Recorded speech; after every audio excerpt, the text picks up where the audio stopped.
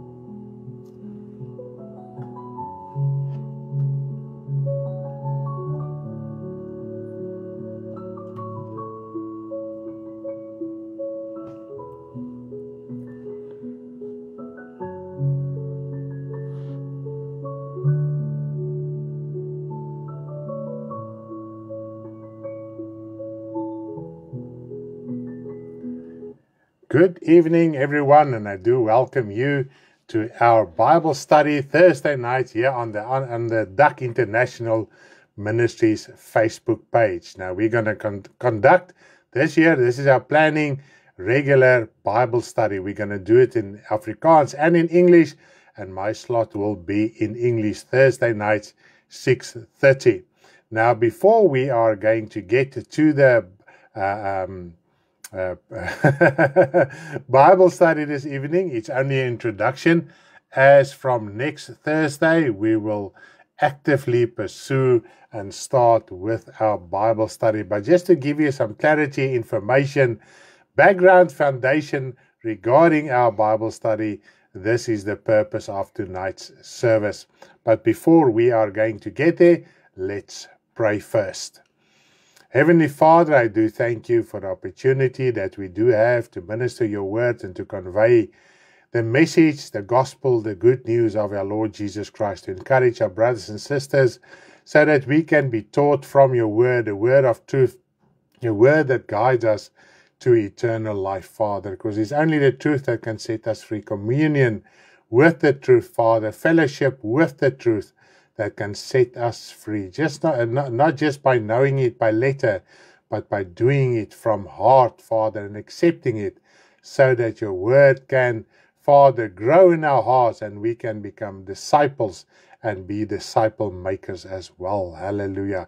This is the purpose, Father, so that your children can be edified, can be taught, so that they can go out in their world and also become disciple makers in Jesus' name. Heavenly Father, we also pray for those that are ill this evening. We think of Jolene, we think of Mary. Both of them have cancer in various intensities, Father, and we pray that you will please heal them. Father, you are the God that heals.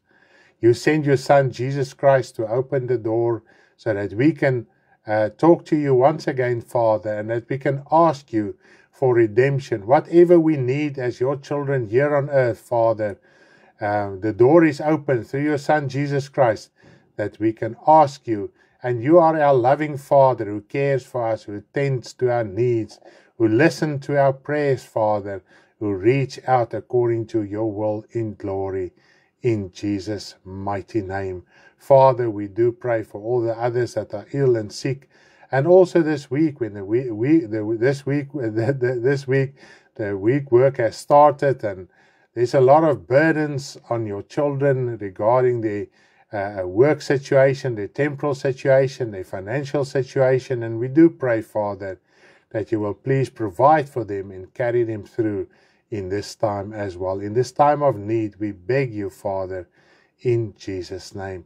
Father, please guide me this evening as well, that I can convey what is in my heart to everybody, that it is understandable and that everybody can understand your word in every aspect, Father, whether we are English or Afrikaans or whatever language we are, that we can understand what your word is telling us this evening. I do thank you, Father, in Jesus' name. Amen.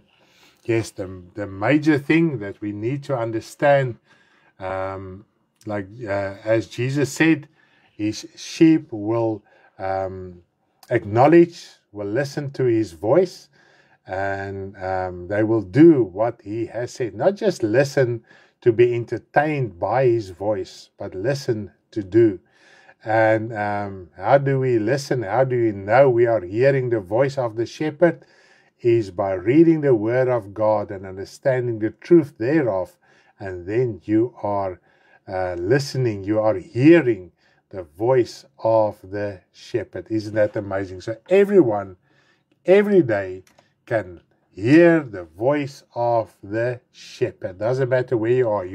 Most have a phone on a Bible app on their phone, and if you read through the Bible, you are hearing the voice of the shepherd. Isn't that quite encouraging?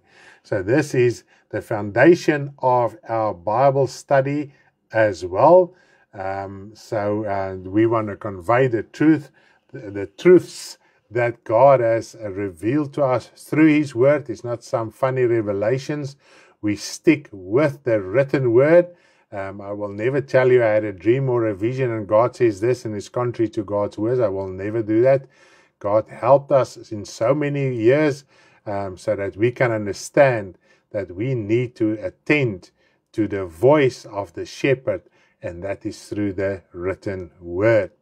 Now, I think you can agree that there is tremendous confusion in the Christian church in general. Isn't it so? It was like the time of Nicodemus, even when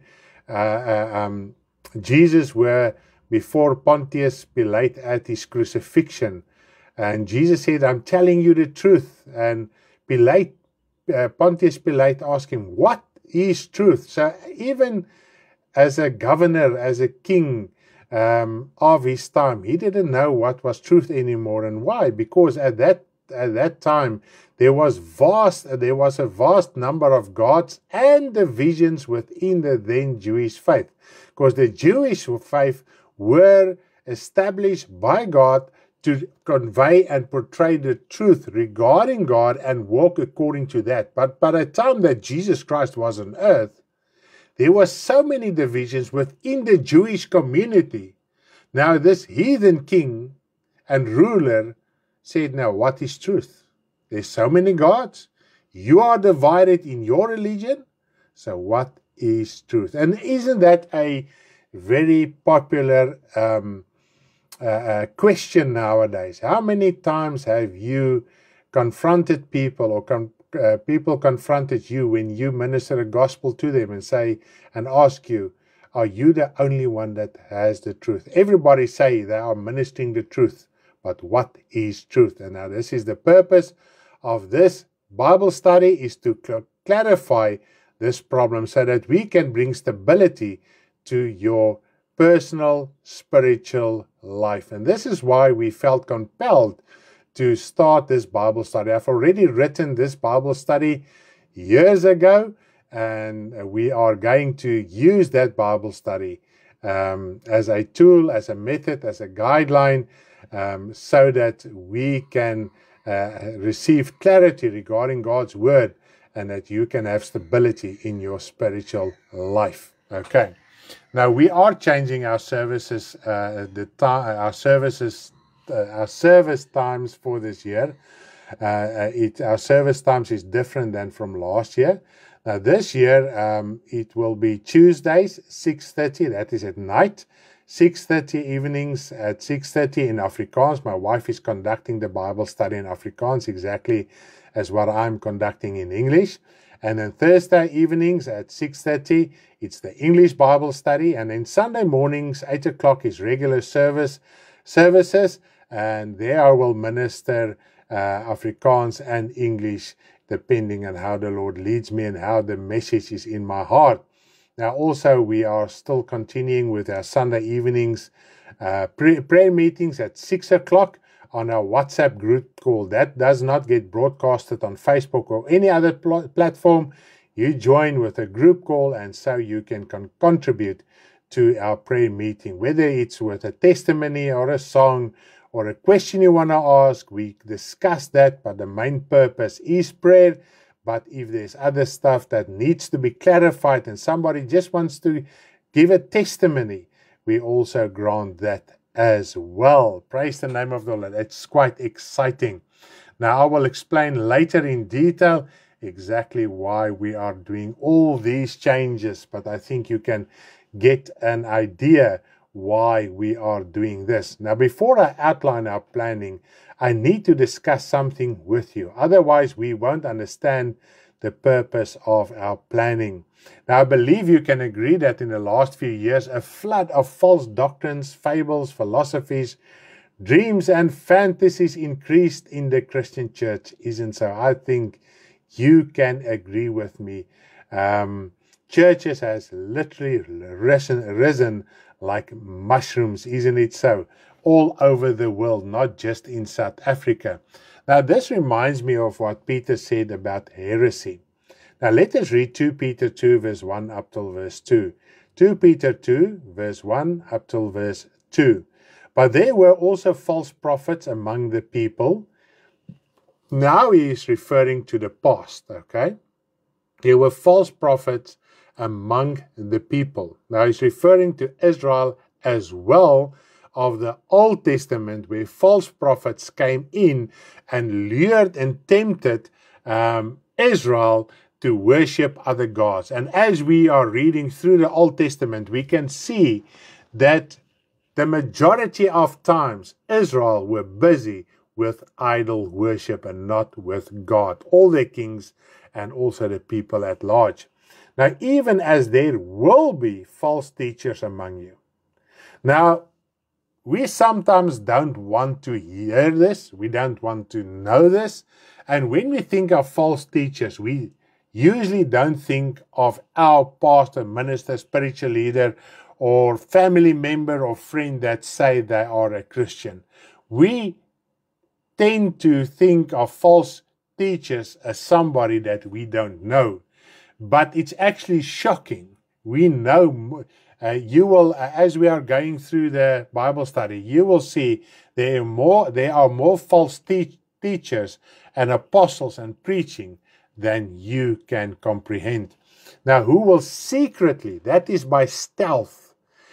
Secretly means they come in without noticing, without being noticed, okay? Bring in destructive heresies. So when there is a false teaching, it is destructive for your spiritual life. And sometimes we make it out as if it is nothing. But every single false teaching is destruction towards your soul. And if you are destroyed in your soul, if you experience that, obviously that reflects to the body of the Lord Jesus Christ as well. Even denying the Lord who bought them and bring on themselves swift destruction. And many will follow their destructive ways. Not one or two, not just a few, many means most, will follow their destructive ways, because of whom the way of truth will be blasphemed. And listen carefully, it is the way of truth. So a lot of people still continue as Christians and as Christian ministers, but they are not busy with the way of truth. And every false doctrine and teaching blasphemes against the truth of God's word. Because we must remember, the beast in Revelation and also the harlot woman, Babylon, are full of blasphemies. Okay, so then the beast in Revelation, his name is also blasphemies. So he blasphemes everything that comes from him. And then there's the false prophet as well, from verse 11 in Revelation 13. And that is symbolical or a type of the false Christian church. And the false prophet gives the world power within the Christian community. And we see that as we are living.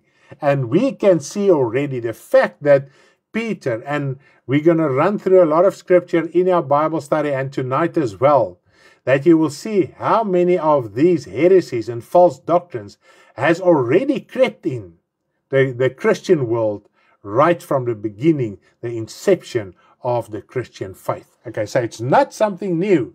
The fact that the world increases, the population increases, we see it the more, because then it's more people believing in the wrong and in the false gospel. Okay, now because of these things that are imitated and copied or followed, only the form of godliness remained, but the power thereof is denied. And this we read in 2 Timothy 3 verse 5. It says there, 2 Timothy 3 verse 5, having a form of godliness, but denying its power. And from such people turn away. Turn away from people who are busy with false doctrine, denying the power. Now, what is the power?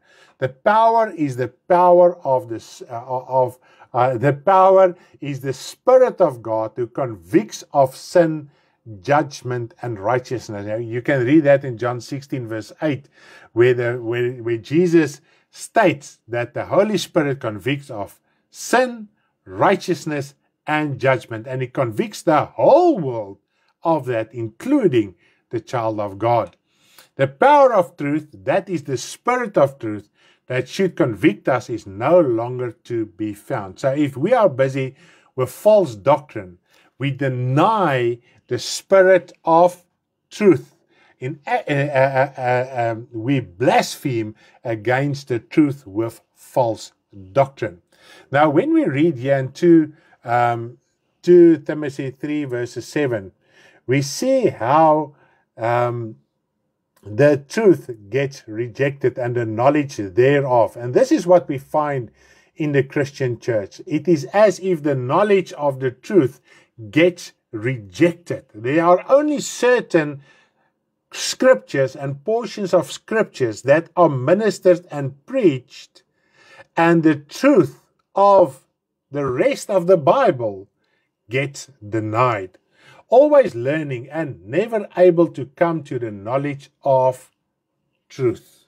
So it is important to understand that many believers and the leaders don't have knowledge of the Spirit of truth. And why? No one wants to feel bad about their actions. If you are doing something wrong or something sinful in your life, you don't want somebody to remind you and point out to you what you are doing is wrong, isn't it so? I don't like it. You don't like it, all right? Now, the Spirit convicts us immediately when we sin, isn't it so? It's like Adam and Eve in the beginning. The moment they were disobedient to God, immediately they felt the conviction of the Holy Spirit. Why? Because God's Spirit was in their soul. Remember in the beginning, God blew the breath of life, breathed the breath of life in Adam's soul, and so he became a living soul. And that breath of life is God's Spirit, because God does everything through Jesus Christ. And when Jesus Christ rose from the dead, he also symbolically blew over his disciples, and that was symbolically of the Spirit they would receive if they would believe in him once again, like in the beginning. That's why Jesus blew over them, because in the beginning, God the Father breathed the breath of life through Jesus in Adam's soul, and they became living beings, and the Spirit in them transformed their soul to be in the image of God and Jesus. Now, if we resist the conviction to repent, we will follow those who preach that repentance is unnecessary because Jesus did it all. Now, I will not discuss this at this stage, but we will elaborate on it in our next meeting. So I'm not going to go through the entire doctrine, and that is one of the biggest heresies within the Christian church, not to understand what the Bible talks about. You are saved by grace, and Jesus paid the price. There are biblical guidelines. As a matter of fact, maybe I must just stand still here for 1 second before I continue. Now, Jesus said it is work to believe in him. That is John 6 verse 29. Jesus said, because I asked him, what works must we do? Okay, to please God. Okay. And Jesus said, you must believe in me. So if it is as easy as words, what does it mean when Jesus said, it is work to believe in me? What are the works? Now, Jesus, first of all, destroyed the devil and the works so that we can overcome. He has overcome. Now we must overcome through him. He overcame the devil. He destroyed the devil. He destroyed the works of Satan that blocked humanity not to have a relationship with the Father. He destroyed that. Now through him, as we obey what we must do through our actions in him, he destroys the devil and the works of darkness, because we cannot do it even if we try. No, none of the Old Testament prophets, not even Elijah or Abraham or David or Samuel, could have given their lives that the works of the devil can be destroyed and humanity have access to God once again, to have fellowship with him. Jesus did that. But it still stays our responsibility to what Jesus said, to do it so that we can have fellowship with the Father. Amen. Hallelujah. Now, the fact that the truth is not within the Christian world anymore at large. Here and there you will find truth. It is not that popular. Truth is not that popular anymore. And this problem is actually as old as humanity itself. Now later I'm just going to read 3 verses for you from Isaiah 59. Isaiah 59 verse 4, and then I'm going to read verse 14 and 15 as well. Isaiah 59 verse 4 and then verse 14 and 15 as well. No one calls for justice, nor does any plead for truth. They trust in empty words and speak lies. They conceive evil and bring forth iniquity. Don't we see that as well? No one plead for truth, but speak empty, trust in empty words and speak lies. Isn't it so? There are so many words in the Christian church, but it's empty words and words of lies, because that cannot set your soul free from the works of darkness. Justice is turned back, and righteousness stand afar off. For truth is fallen in the street, and equity, that is honesty and truth and uprightness, cannot enter. And he who departs from evil makes himself a prey. Isn't it so? Jesus Christ said, we are like lambs among the wolves. We must be upright and honest like doves. So the moment when you stand up for what is truth, you become a prey to the predators. And unfortunately, this is what Jesus taught. The wolves in sheep clothing. That is our biggest problem. Our problem isn't the world outside of us. The Christian problem, the enemy within the Christian church, is the wolf within sheep clothing. And unfortunately, it has spread so rapidly within the Christian community that it's hard to find. And this is what even in Isaiah says. The truth cannot even enter. They don't even allow the truth to enter and penetrate. Because truth has fallen. And this is why God called this ministry together, to reveal the truth of God's word. Those scriptures, those things in God's words that get willfully ignored or twisted, to bring the truth of that to the open. Now, while we are in this world like lambs among the wolves, Jesus said to us, we must stay upright like doves. And this is where a lot of Christians start to fall back. In other words, they stay faithful to the truth regardless of persecutions and temptations to lure you away to an easy or sensational gospel.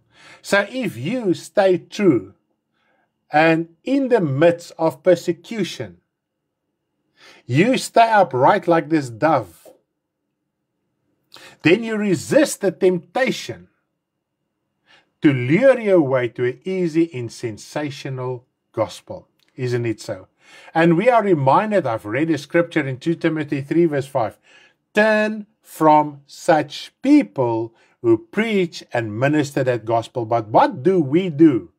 We hear the truth, we understand the truth, but we still keep company spiritually and sentimentally and emotionally to those that are willfully walking after that which is not truth. Okay.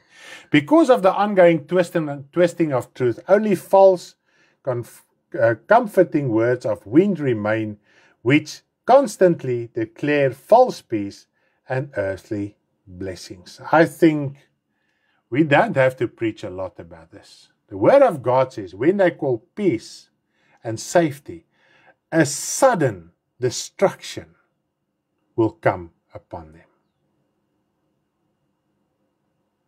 And I want to warn the Christian church.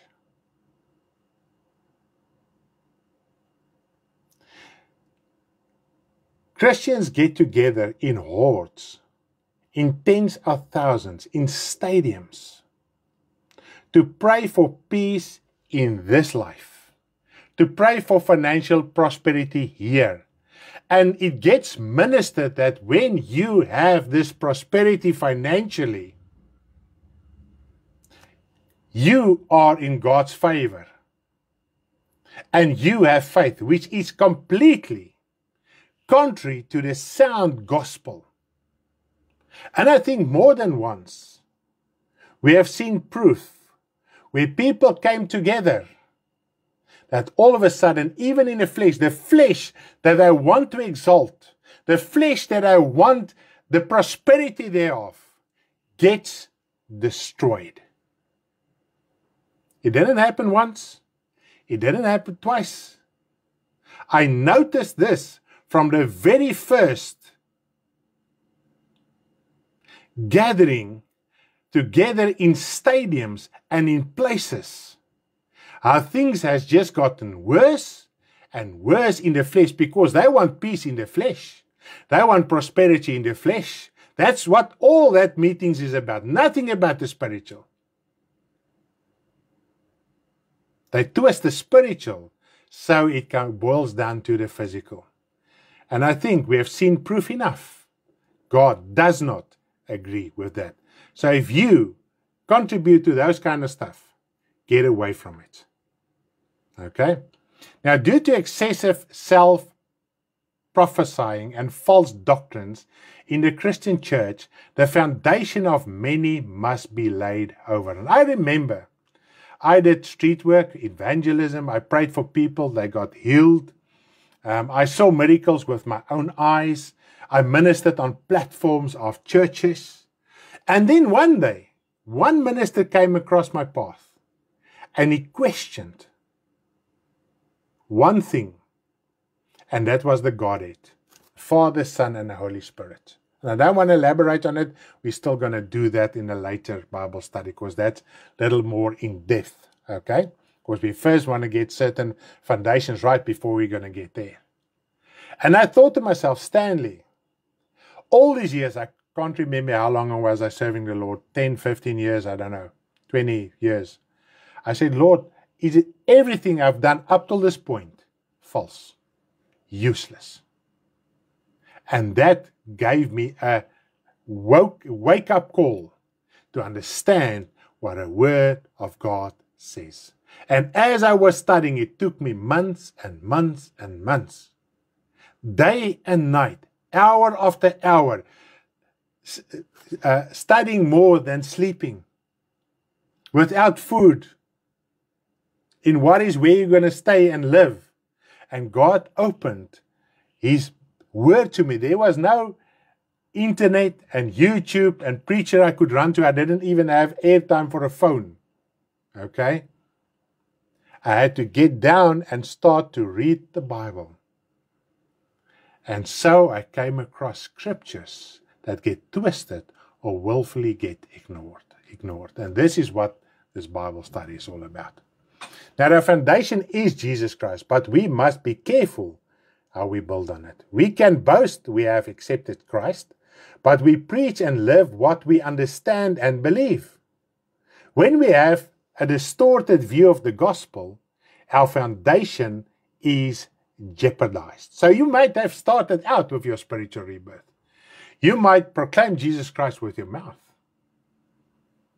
But what gospel are you living, believing, and carrying out? And if it's false, it means the initial foundation is jeopardized. The result is that our foundation must be dug out and laid anew. And I understood that day. Stanley, you need to get down to the basics.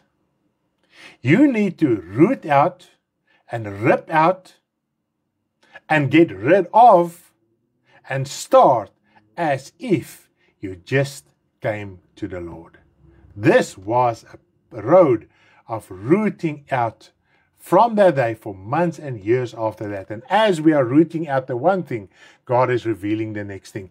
And it's the truth of God's word that revealed the cracks and the imperfection in my foundation. And it's the word. I had to obey the word, believe the word, accept the word. And it is the word that corrected our foundation. Not somebody's opinion, not an angel that appeared to me, not a vision I had, not a dream I had. Only the word of God. Because that is the highest authority. One day the world will be judged by the word of God, nothing else. God judges His church, His house now through His word. And there are so many fantasies and self-proclaimed prophecies and visions and dreams and ministers that gets led by angelic beings that they don't do what the word of God says they must do. This means that we must evaluate our understanding and beliefs regarding Jesus Christ. Are you still believing in the same Jesus Christ you accepted years or months or weeks ago? Are you sure? Okay. There are principles and guidelines in the word of the Lord that we must understand and live by to maintain a strong, healthy foundation. It is, if one's foundation is laid correctly, it is not laid correctly, it is impossible to build one's life on the rock. Not everything practiced in the name of Jesus is true, and we accept everything as truth. We often assume that because someone quotes the word, it must be right. Now, we must remember that Satan seduced Eve with the word of God. He said in the beginning, you can read in Genesis 3, did not God say? At that moment, it was the word of God. And the word of God grew from there up till we have it today. That was the first word command that God gave humanity. So that was the Bible to them. That was the command. That was the testament. That was the covenant to them. And Satan said, did God not say? And he quoted God's words. And Eve opened up her heart to Satan's interpretation of God's words. And this is what we do. Now, Satan tempted Jesus also with the word. Numerous times, if you're going to read through the gospel, not just when he was in the desert after his baptism, numerous times after that, the Pharisees, Sadducees, the religious leaders, the Jewish people came to him and said, does not the law of Moses say this and this? So they used what God said to Moses to try and try and catch Jesus in a trap and in a snare. Vader, vir al hierdie woorde, studies, het my baie vrygemaak. Ag, prys die Here daarvoor, Paul. Ek is so opgewonde saam met jou. And he does that exactly. His method has never, ever changed. From the very first. Because when he got it right to deceive Eve by quoting the word of God, that is what he did all the years up till now. And let me read it to you. 2 Corinthians 11 verse 3 to 4, and I'm going to read verse 13 to 15 as well. 2 Corinthians 11 verse 3 to 4, and also 13 up till verse 15.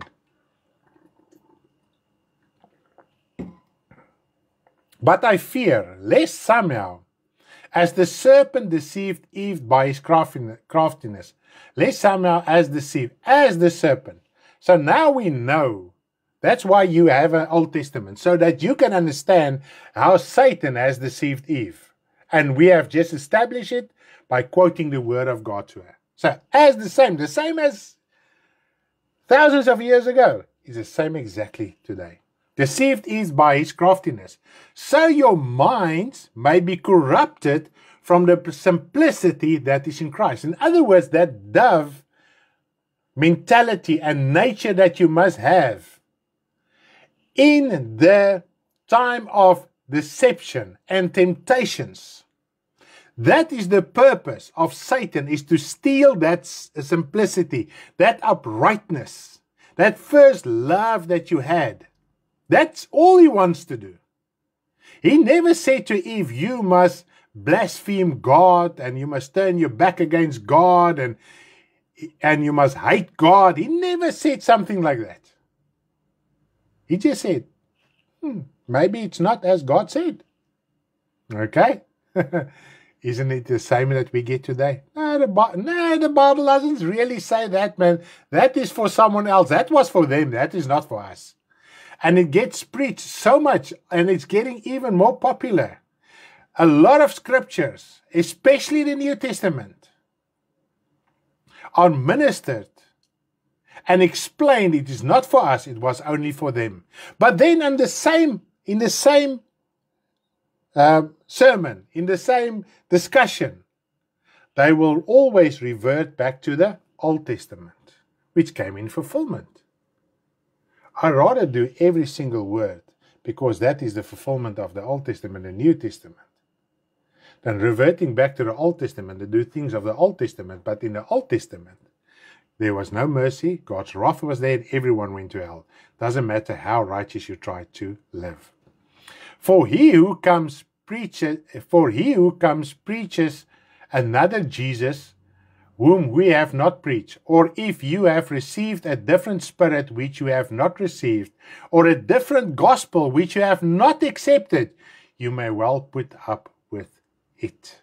Okay, so here we see when our simplicity gets stolen, distorted, destroyed, we are busy with another Jesus, another spirit, another gospel that sounds and looks the same as the true one, but it's not. Let's read verse 13 and 15 how Satan does it. For such are false prophets, are false apostles, deceitful workers, transforming themselves into apostles of Christ. And no wonder, for Satan himself transforms him into an angel of light. So be careful if you see angels.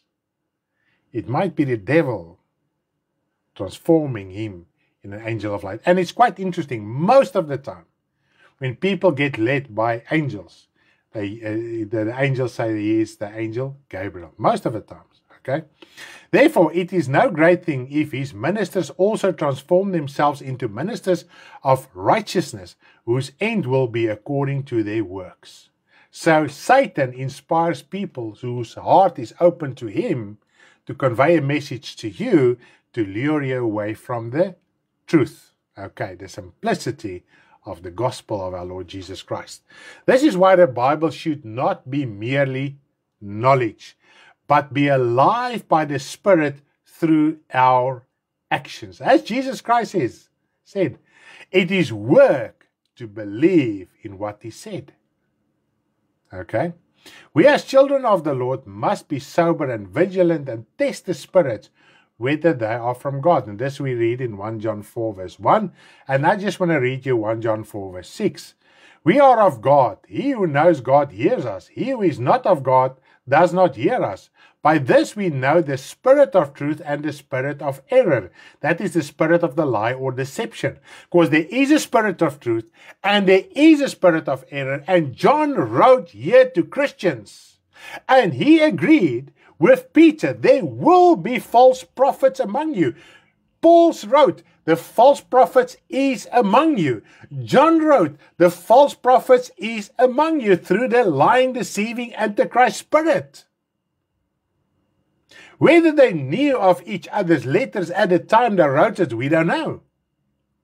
It's quite amazing to see that it's the same spirit that led him to write the same thing. So they agreed on the same thing. So this tells us, and this agrees with what Jesus Christ said, how many false prophets will come in his world and do great signs and wonders to deceive even the very elect. So they agreed with what Jesus said.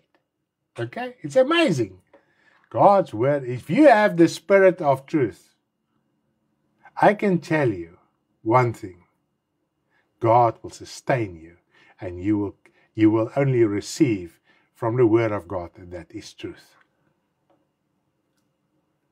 As ek honger vir die woorde wil net lees, en dit is 'n heerlikheid. Prys die Here, Paula, vir dit. Hallelujah. The only way to distinguish is when your foundation is built on the rock, Jesus Christ, if you accept and apply the word.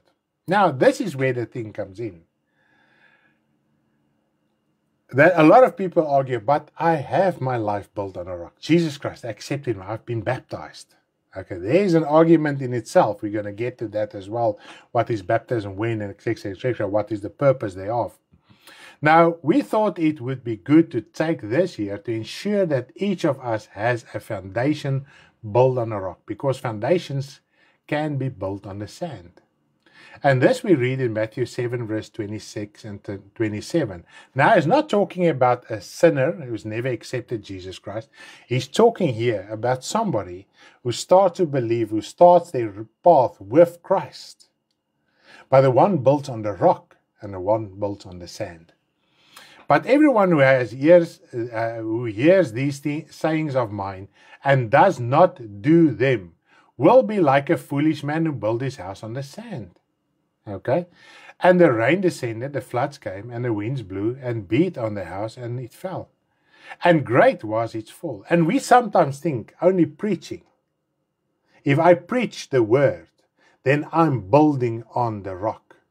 But yeah, later on, just after this, Jesus Christ said, but you will come in that day and you will say to me, I've ministered in your name. I've done many wonders in your name. And he will tell them, go away. I knew you not. Because it's easy to preach, but it's way harder to do what is written in the Word of God.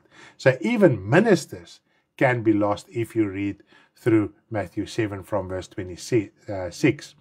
Now, when we read the parable of Matthew in Matthew 25 about the 10 virgins, we see there's 5 foolish and 5 wise virgins. Now, virgins is symbolically of a child of God. Paul wrote to us in 2 Corinthians 11 that we are become virgins once we come to Christ. Okay, so spiritually you become like a virgin once again. So there are foolish children of God and wise children of God. Not necessarily 50-50, okay?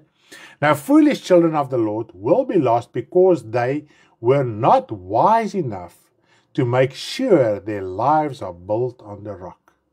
Rather, they present excuses. In other words, they did not maintain the knowledge of the truth, as we have written to Timothy 3. So they rejected the knowledge of the truth that will save them.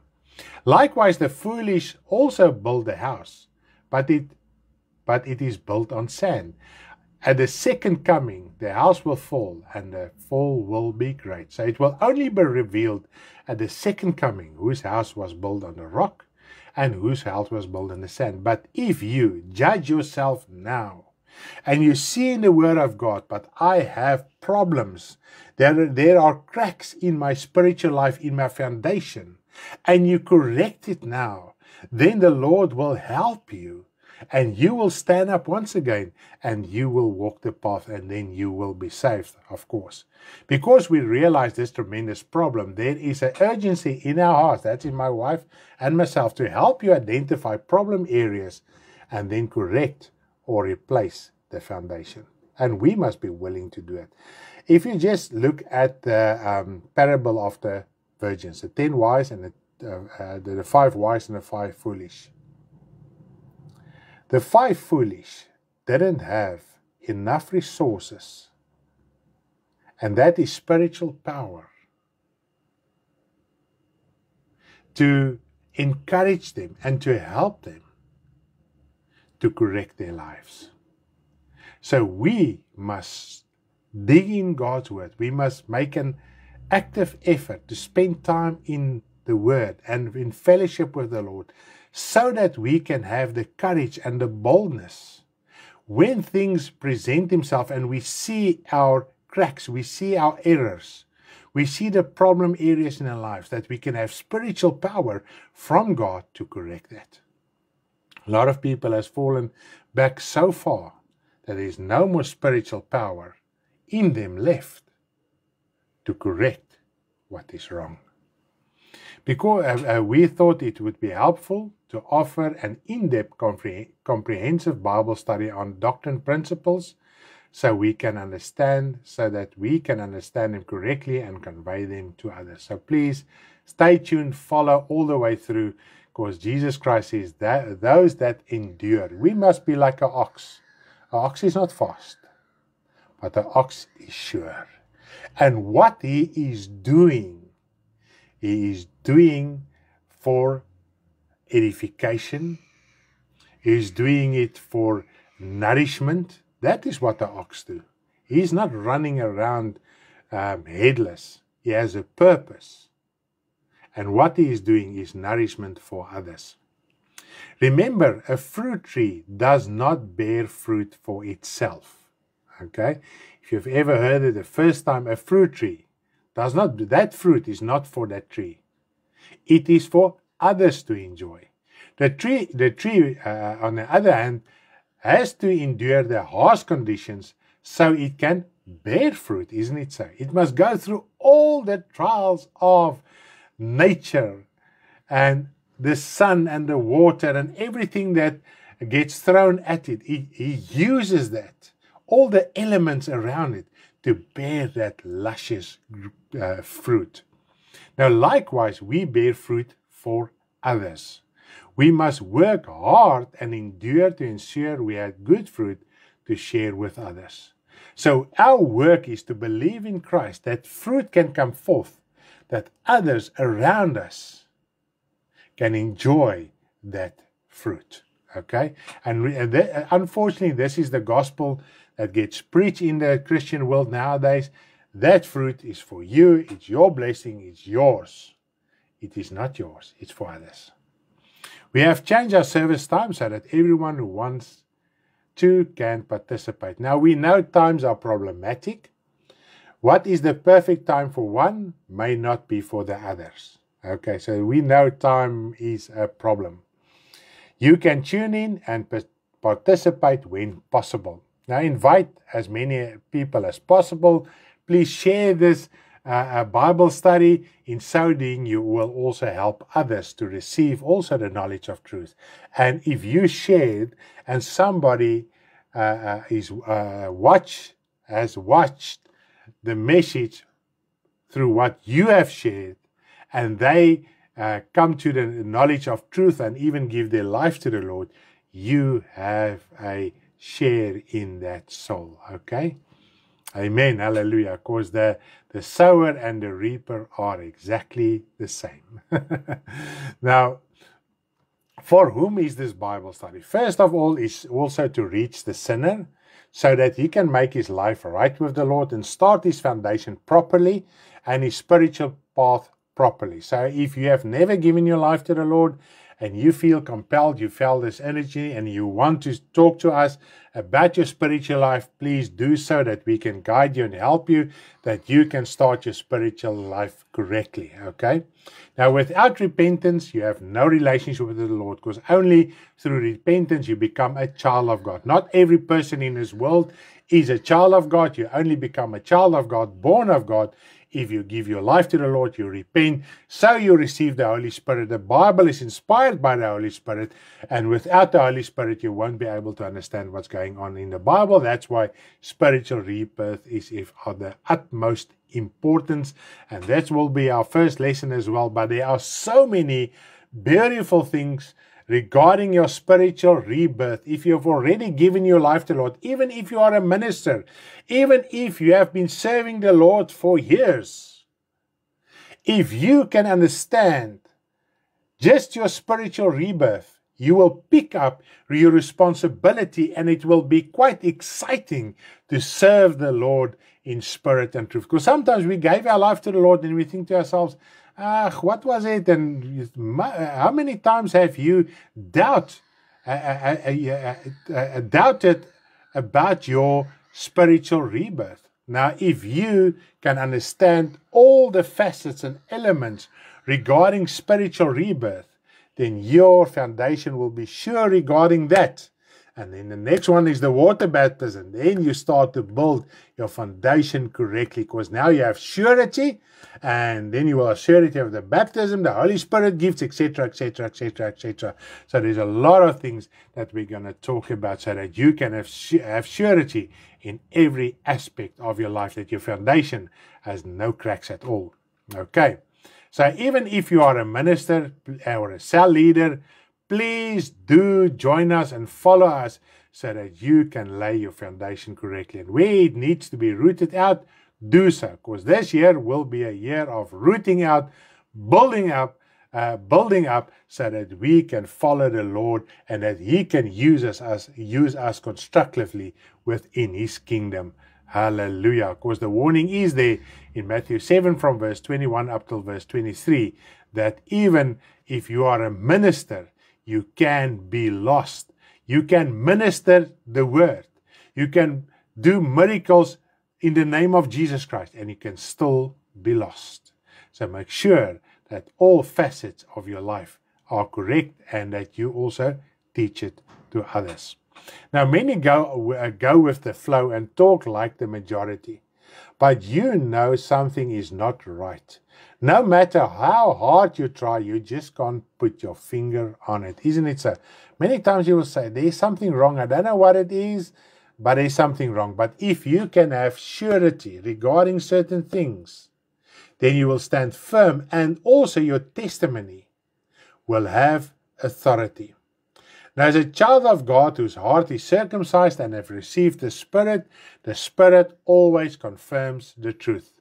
What is not right must be addressed. The Spirit of God will reveal it to you, and He will convince you, so that you can have peace in your soul. Because a lot of times we as children of God, we don't have real peace.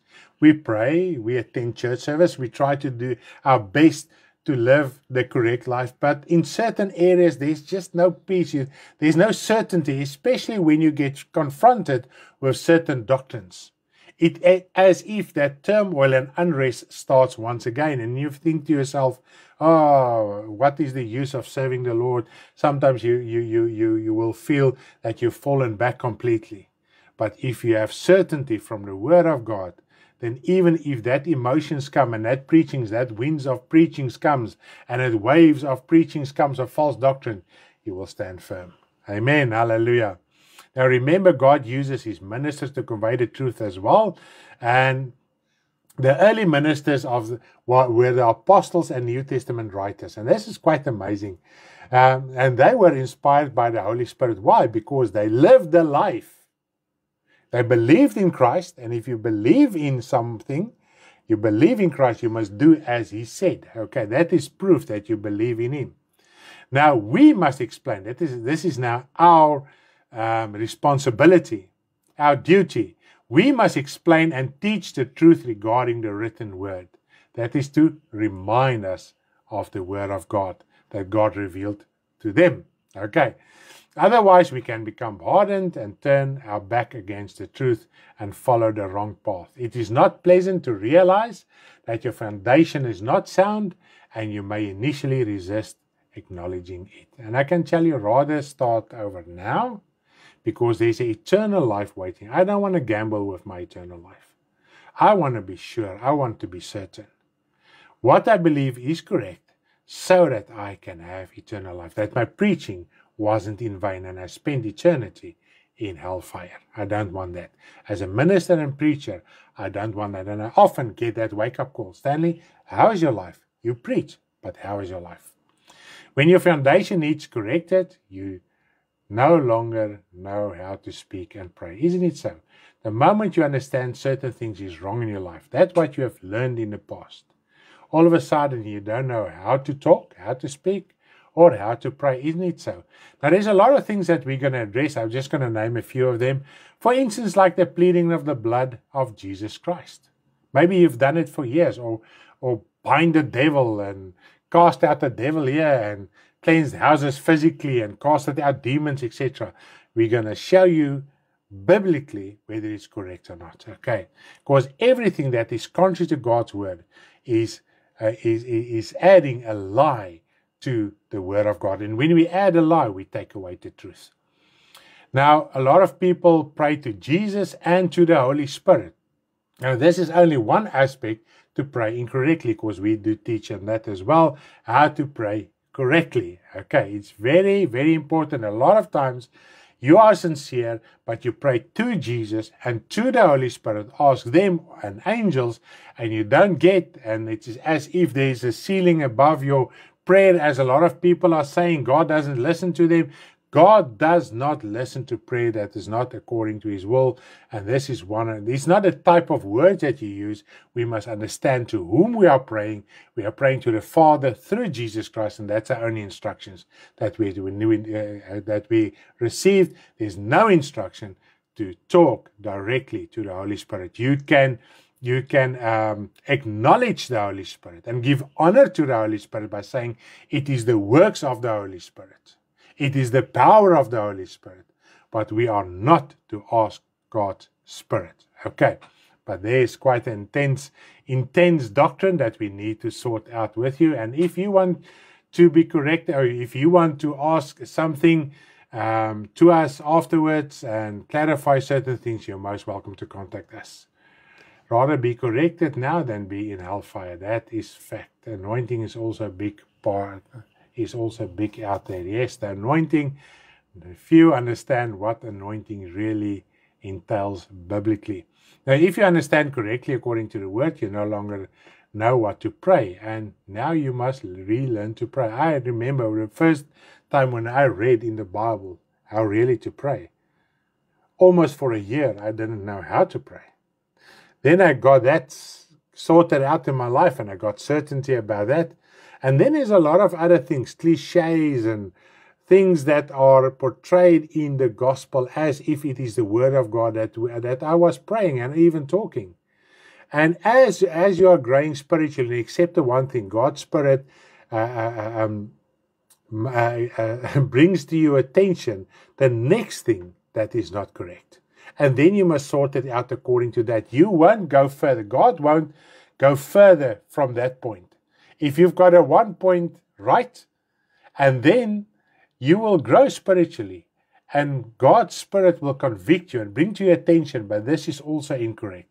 Whether it's through the preaching of the word or the reading of the word, and now Bible study as well. And then you need to conduct your life according to that. Otherwise, your spiritual life is going to stand still there. Okay? And this is why most of the time children of God do stand still. And that's a very dangerous place to be, is to stand still, because that is when the devil really lures you away and tempts you after an easy gospel. Now, you may engage in charity. Now, if we read in 1 Corinthians 13, it's quite amazing. Now, charity is an act of love. Now, 1 Corinthians 13 says, you can do charity. If it's not out of love, it means nothing.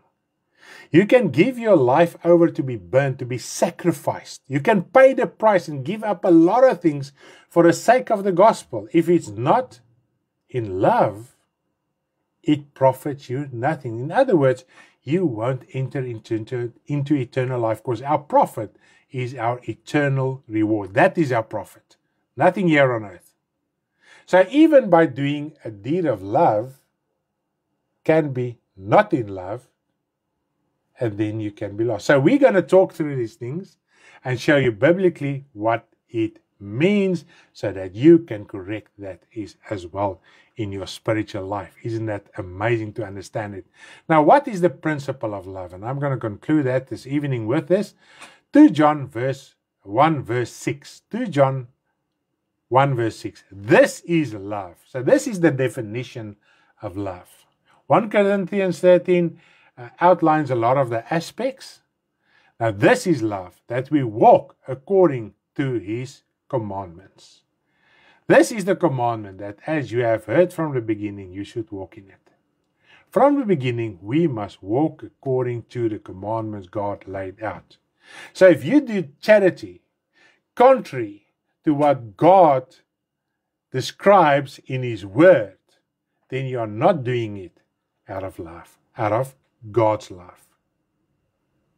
If you give your life over as a sacrifice, to be burned, to be martyred, and your life is not according to the written word, that martyrdom means nothing. You won't profit spiritually from that. It's actually scary. Once we realize this, then you get a wake-up call in your spiritual life. Can I keep on carrying on with my life as this is? Now, this is the problem, because we get confronted with the preaching of the truth, and we don't want to change our lives according to that. We run after preachers who preach the same thing as what we believe. You don't have to go through trials and tribulation. Jesus Christ did everything for you. You don't have to work so hard. Don't be so hard on yourself, and all that kind of teachings. But when I read the Bible, I see we need to understand and make an effort what is the truth of God's word. Now, how is it going to work? We will use our existing Bible study material, which I've written. Now, my wife has said something very interesting about this Bible study. It started out as a Bible school, but we present it now as a Bible study together with you. It is firmly ripe and sure in our hearts. And that really struck me. Even our Bible study has to grow, has to ripen in our hearts. Okay. And in our messages and in our daily lives and everything that we do and believe. The word sorts out every doctrine. So it's a word of God that reveals the cracks, that reveals the errors. And it's the word of God that must also correct it. But we must permit and open our heart and walk according to the word of God, so that our foundation can be sorted out. So this is the main thing. Mens gee al jou geld vir alles en almal en dink jy gaan hemel toe. Yes, hallelujah. And I've had one of my previous sermons, I ministered about finances. If you give financially incorrectly, doesn't matter how you conduct your life, you can even write off your family. That doesn't serve the Lord. You can write off everyone and try to live this pious, holy life. And maybe you can accomplish a lot of things, that the goals that you set for yourself in your spiritual life. But to contribute financially, not according to the word of God, you can be lost. It's actually very scary. All right. This actually shows us as human beings how stubborn and rebellious we can be. Because if I believe something, I will believe it and no one will change my ways. And this is the problem that we as human beings have, as children of God. That's why sometimes we have to go through tremendous things in our lives to break open our hearts so that we can see the truth of God's word. That we can experience the lies that we make up for ourselves and that we follow after others aren't benefiting us spiritually. So there's a correct way of everything in God's word, to do charity, to give your life. Regarding the Godhead, we've talked about how to pray, all that stuff. There's a myriad of doctrines. The second coming, interesting topics that we will discuss as we are going through our Bible study. And if you can understand what your spiritual rebirth what really happened, and the spiritual significance thereof. Not just say I died with Christ and it is symbolically of I died, it's like a death and I must rise and be clothed with Christ. There's a lot more than that. We need to understand that spiritually as well. And then you will pick up your responsibility like never before.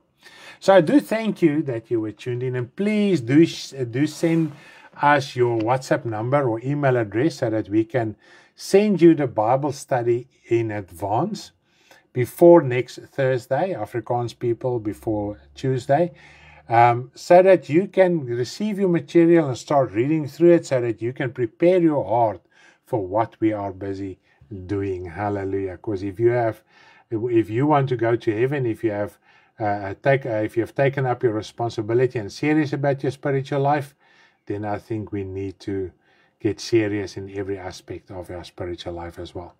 So I do thank you that you were tuned in. May you be blessed. We love you all. And if the Lord willing, I see you Sunday morning, 8 o'clock. Bye-bye.